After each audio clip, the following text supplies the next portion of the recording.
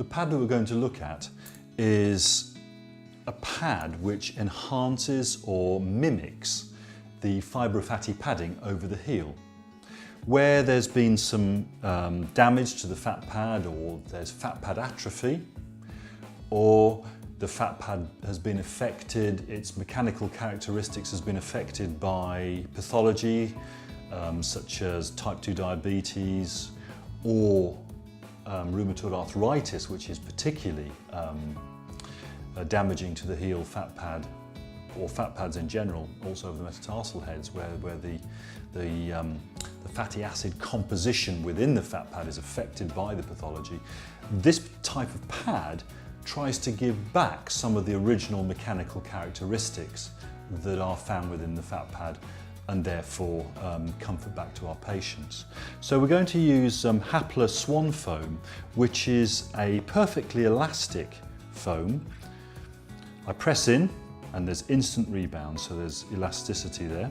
This is 5 millimeters thick, has a hypoallergenic backing, and is able to give cushioning to impact at heel strike during gait. We could also use Hapla's Foamer felt, which is a mix of foam and felt, and that is designed to mimic the micro-macro chamber arrangement within the heel fat pad.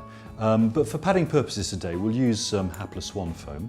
So, using this pad, what we're going to do then is measure out how much we need and stick it onto the heel area here. So, let's cut out a portion that we require.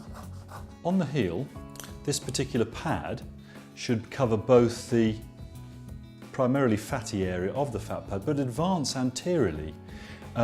There's a wonderful paper, 2011, Journal of Anatomy, by an Italian physiologist, Dr. Campanelli, that gives computed tomography scans of the fat pad and shows its full extent.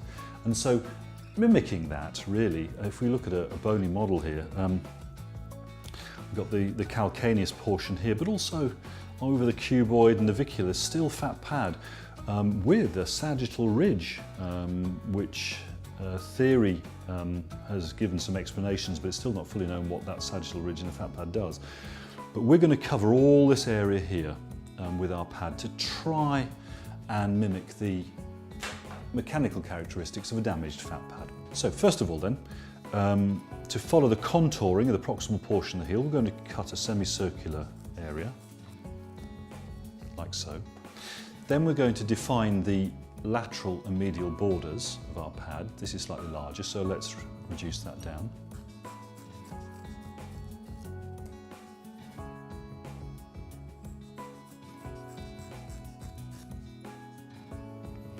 Now that's about the right size. You'll note it's slightly wider than the foot, but we are going to bevel the edges, and they're going to hug round the skin to help adhesion and give comfort to the pad. So it's just a fraction wider than the actual dimensions, the width of the foot there. If we put here, this advances quite far forward. But as I said earlier, that fat pad does advance here. In fact, the fat pad actually advances to just proximal to the Met heads. So we're going to cover quite a large portion there to give that fat pad experience back to our patient. Let's bevel off the edges. Now, when you're using elastic foam, it's good to take long cuts.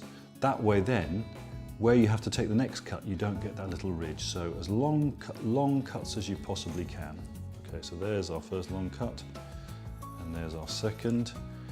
Trying to make that a seamless bevel along the edge. Okay, let's continue that bevel all the way around the pad, taking those long cuts. Okay.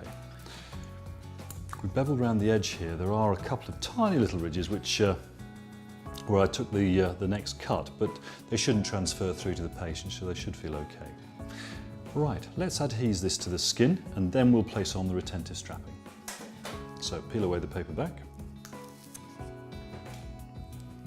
lifting the foot slightly, placing this gently in the right area, so that, and then just gently curving it round. Now, to help adhesion and to help the pad stay on for the days that you'd like it to stay on for, we're going to put some retentive strapping around this. The rear, we're going to use 5 centimetre Hapla band, Cox & Gerard Hapla band, which is an elastic tape, or a tape with elastic fibres woven into the material.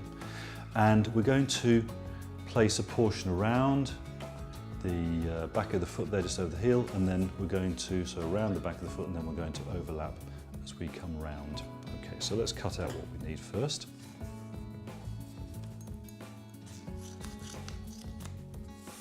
Move the corners so that hosiery doesn't grab onto the tape, and pull it off. Okay, let's just move those. Peel off the paper back. If we just place this, as you can see, the Hapla band has a light stretch in it, so I'm just asking you to raise your foot slightly, thank you.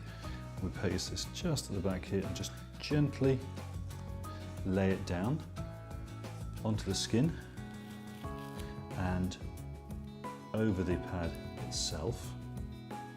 So now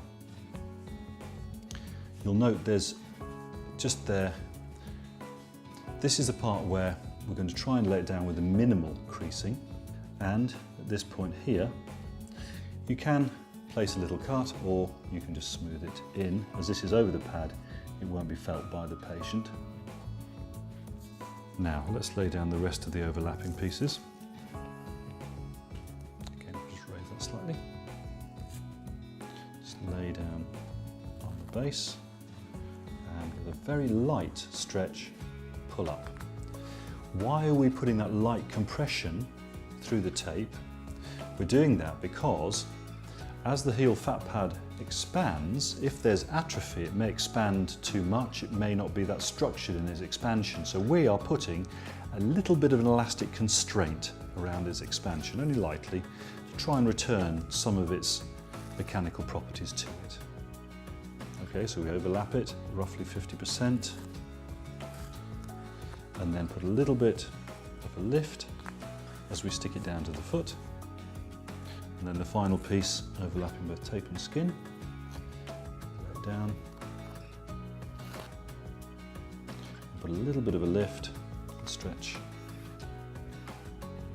And there we have our heel fat pad, replacement pad, made with the Hapla Swan foam to return some of the mechanical characteristics to the heel, and the fat pad cushioning the calcaneus as you take steps.